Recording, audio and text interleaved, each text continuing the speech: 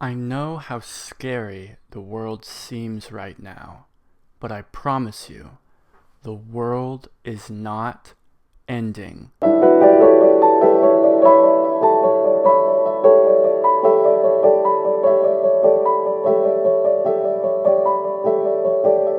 If I'm being very honest, it frustrates me whenever people have a strong sense of doomerism. I think that one reason, truly, that I dislike it is because it scares my inner child. Oh my god, what if the world as I know it comes crumbling down? Will I encounter physical pain? Will my loved ones? What will I have left if everything in the material world just falls apart?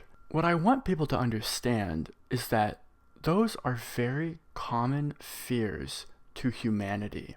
It's a little bit crazy to me that as a global society, as the human race, we haven't looked at the past and seen people proclaim that the apocalypse is nigh for years and years, centuries, millennia.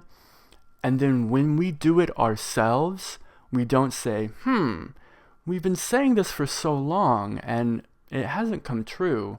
Maybe it's not what we think it is. But then again, humans are not very good at doing that kind of thing, so I'll give y'all a pass. I also want people to think a little empathetically about what it means for the world to end.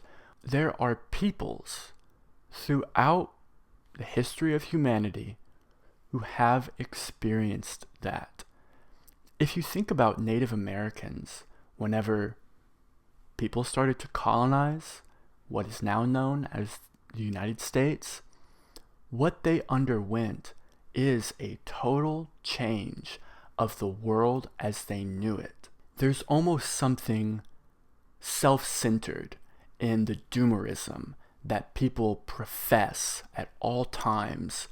The world, as a person knows it, has ended many times over, and there has still been survival and culture and beauty. It's important to understand that there is life after a huge shift, even when the shift comes with pain and trauma and oppression. The true antidote to the negative things that we see in the world, the rise of inequality, wealth inequality, or racial inequality, or gender inequality, or whatever else, the rise of oppression and pain and illness and climate change, all of this stuff, if we want to combat it, we cannot allow ourselves to sink into these feelings of despair. Things that people go through as individuals when they heal trauma are very similar to the things that a collective body of people go through when they heal trauma. One of those things is not allowing yourself to despair. It is not getting you where you want to go. Despair is a cycle of pain that we enter into and we often have no control over. When you are an individual healing from trauma, you know that that cycle of despair is a whirlpool that you have to be very conscious of. The same thing is true for collective bodies of people. When you are faced with the consequences of so much pain and so many wounds that require healing, when you are in that position as a group, the same thing applies.